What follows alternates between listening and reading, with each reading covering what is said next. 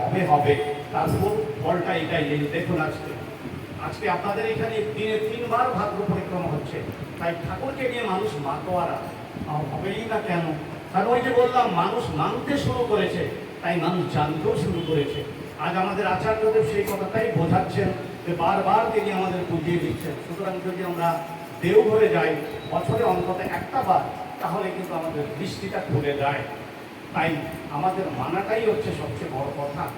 আমরা জানলাম যে ঠাকুরকে নিয়ে চললে কীরকম হয়। এখন গত তাই শ্রী শ্রী ঠাকুর এই কলকাতারই বুকে যখন তার পড়াশোনা শেষ করে বাংলায় ফিরলেন, মানে পূর্ব বাংলায়, তখন মা চাইলেন দীক্ষা দিতে।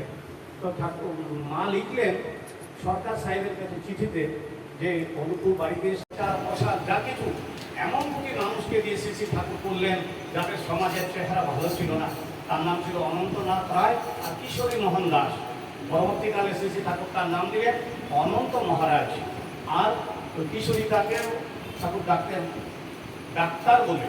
তাই অনন্তের মাধ্যম দিয়েই শ্রী শ্রী ঠাকুরের আর কিশোরীটার মাধ্যমে শুরু হলো সৎসঙ্গের এই প্রচার এবং প্রসার।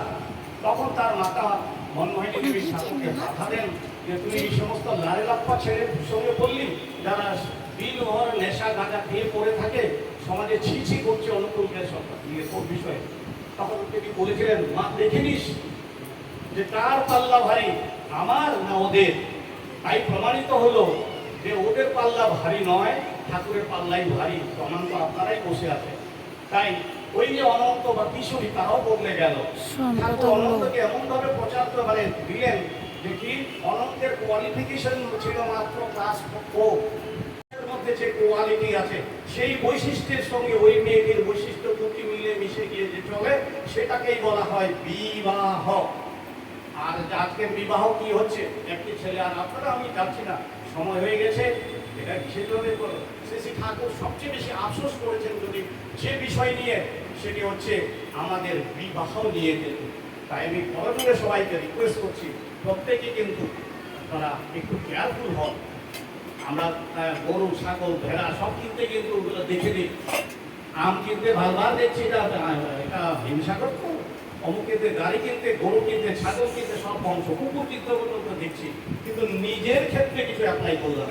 তাই আজকে আপনাদের এতভাবে এসে দেখে আমার খুব ভালো লাগলো। আপনারা সবাই ঠাকুরের কথা নিয়ে চলছেন। আমি আপনাদেরকে জ্ঞান থেকে আসিনি, আমার মতো করে ঠাকুরের কথা বললাম। যদি কোথাও মনে হয় আমার ভুল হয়েছে, আমাকে সুবিধা দেবেন। জয় গুরু।